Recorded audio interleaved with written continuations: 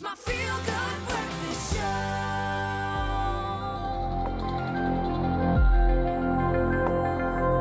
Oh, that music welcoming you back to your Feel Good Breakfast Show on this Monday morning. We're joined this morning by our resident tech expert, Bryan Smith, to bust all of those smartphone myths, in fact, 4 popular ones, and to give you greater confidence when you're out there talking about mobile devices. Good to have you back. Happy Monday to you, man. Thank you for having me. Let's start off with the first one, right?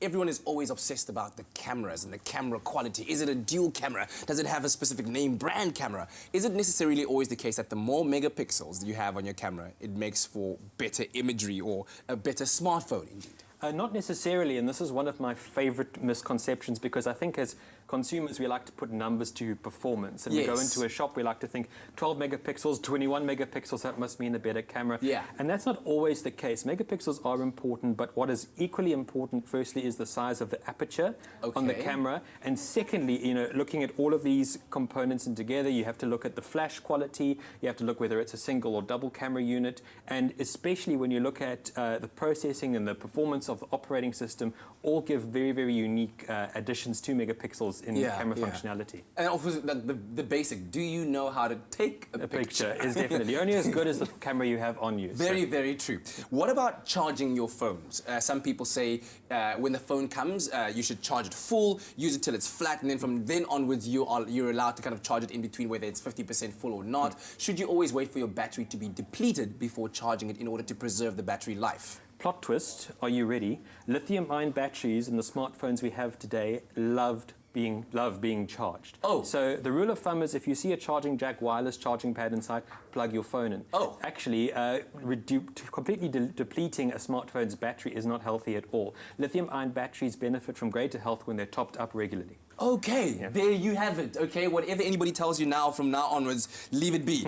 Now, we love using mobile data, but then we hate using our own. It's always better when you walk into like your favorite coffee shop or you're in a mall, and then, hey, free Wi-Fi, just connect here. Give us your cell phone. Cling, cling, cling. And you do it, free Wi-Fi for days while you're shopping and enjoying yourself. Is it safe, though, to use those free Wi-Fi hotspots? I think this is a problem for South Africans because the price of data is exorbitant. True. And it's a tax on people who want to communicate cheaply and effectively.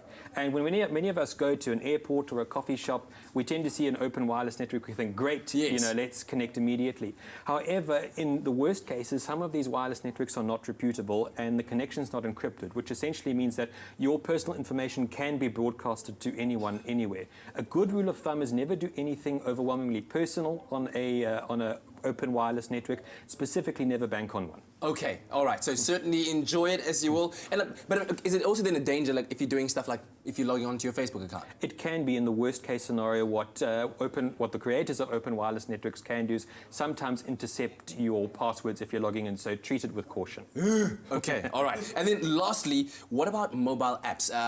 If some phones encourage you, well, there's a function wherein you can then close all of the open apps. Is that really necessary? Do you always have to close all the apps that you're not using right now in order to save your battery life? It's actually not at all. Most modern smartphones use what's called power management. So when you have a host of apps available in the background, your smartphone is able to delegate power and resources to the apps you'll be using currently, or even the apps you use most often.